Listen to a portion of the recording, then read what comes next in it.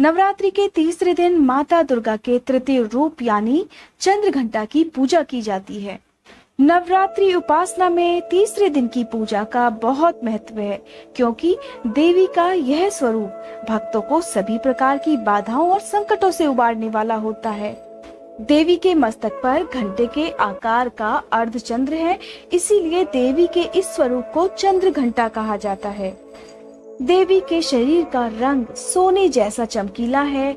देवी के 10 हाथ हैं। मंद मंद मुस्कुराते हुए देवी अपने 10 हाथों में खड्ग, तलवार, ढाल, गदा, पाश, त्रिशूल, चक्र, धनुष भरे हुए तरकश लिए हुए हैं, जो अपने भक्तों को मुक्त करते हैं।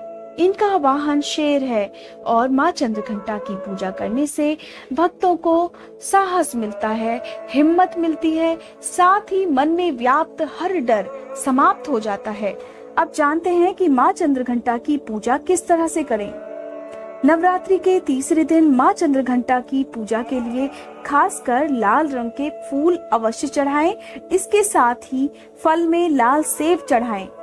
भोग लगाने के समय और मंत्र पढ़ते समय मंदिर की घंटी जरूर बजाइए, क्योंकि माँ चंद्रघंटा की पूजा में घंटे का बहुत महत्व है। ऐसी मान्यता है कि घंटे की ध्वनि से माँ चंद्रघंटा अपने भक्तों पर हमेशा अपनी कृपा बरसाती हैं। माँ चंद्रघंटा को दूध और उससे बनी चीजों का भोग लगाएं। हो सके तो दूध से बनी मिठाई का भोग माँ चंद्रघंटा को लगाएं और इसी का दान भी करें। ऐसा भी माना जाता है कि अगर माँ चंद्रघंटा को मखाने की खीर का भोग लगाएं तो माँ खुश होती हैं और सभी दुखों का नाश करती हैं। अब माँ चंद्रघंटा के इस मंत्र का 108 बार जप करें। या देवी सर्वभूतेषु माँ चंद्रघंटा रूपेण संस्थिता, नमस्तस्यै नमस्तस्यै नमस्तस्यै नमो नमः। अब चंद्र घंटा बीज मंत्र का जप 108 बार करें। एम श्रीम शक्तये नमः। ध्यान रखें कि इन मंत्रों का जप करते समय आपका मन एकदम शांत होना चाहिए। माँ चंद्रघंटा की पूजा अगर सच्चे मन और श्रद्धा के साथ की जाए तो देवी माँ के आशीर्वाद से ऐश्वर्य और समृद्धि के साथ साथ सुखी दाम्पत्य जीवन भी प्राप्त होता है। इनकी पूजा से विवाह में आ रही अड़चनें दूर होती हैं और माँ चंद्रघंटा परिवार की रक्षक है, इसलिए परिवार के सभी सदस्यों की रक्षा करती हैं। इनका संबंध शुक्र से है। यदि आपकी कुंडली में शुक्र दोष हो तो आप माँ चंद्रघंटा की पूजा करें।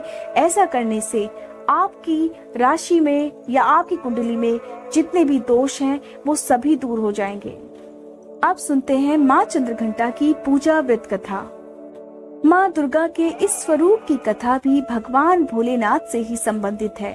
जब भगवान भोलेनाथ देवी सती से विवाह रचाने हेतु बारात लेकर आए तो वह अपने औघड़ रूप में तन विभूति से रमा हुआ सर्पों की माला, बड़ी बड़ी जटाएं, भूत प्रेत आदि साथ लेकर आए थे। उनके इस रूप को देखकर देवी सती की मां भयभीत होकर मूर्छित हो गई और सभी उनसे डरने लगे। तब देवी सती ने भगवान शिव से उनके निर्मल रूप में आने का अनुरोध किया। भगवान शिव के देवी सती के इस अनुरोध को ना स्वीकारने के कारण देवी जगदम्बा ने क्रोधित होकर चंद्र घंटा का रूप लिया और उनके घंटे की ध्वनि से संपूर्ण वातावरण में जो गूंज उठी, उस निर्मल और शीतल ध्वनि से संपूर्ण वातावरण सुगम हो गया। तत्पश्चात भगवान शिव अपने सहज रूप में आए और विवाह संपन्न किया।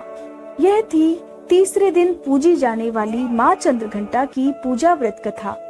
इस कथा को सुनने के बाद दुर्गा चालीसा का पाठ करें और फिर दुर्गा आरती करें। सबसे अंत में क्षमा याचना इन शब्दों में करें। हे परमेश्वरी, मेरे द्वारा रात दिन सहस्त्रों अपराध होते रहे हैं, अतः आप मुझे अपनी सेवक समझकर कृपा पूर्वक मेरे उन अपराधों को क्षमा करो। ना तो मैं आह्वान करना ही जानती हूँ, न विसर्जन करना ही जानती हूँ और ना पूजा ही करना जानती हूँ। हे परमेश्वरी, मुझे क्षमा करो। हे सुरेश्वरी, मैंने जो मंत्रहीन, क्रियाहीन और भक्तिहीन पूजन किया है वह सब आपकी दया से पूर्ण हो। सैकड़ों अपराध करके भी भक्त आपकी शरण में आकर केवल जगदम्ब कहकर ही मोक्ष को प्राप्त करते हैं, जिसे ब्रह्मादि देवगण भी पाने में असमर्थ होते हैं। हे जगदम्बिके, मैं अपराधी हूँ, किंतु आपकी शरण में आई हूँ। अतः इस समय मैं दया की पात्र हूँ, तुम जैसा चाहो वैसा करो। अज्ञानवश या बुद्धि भ्रम होने के कारण भूल से जो कुछ भी मैंने कम या अधिक कर दिया हो, हे देवी, हे परमेश्वरी, सब अपराध क्षमा करो और प्रसन्न हो।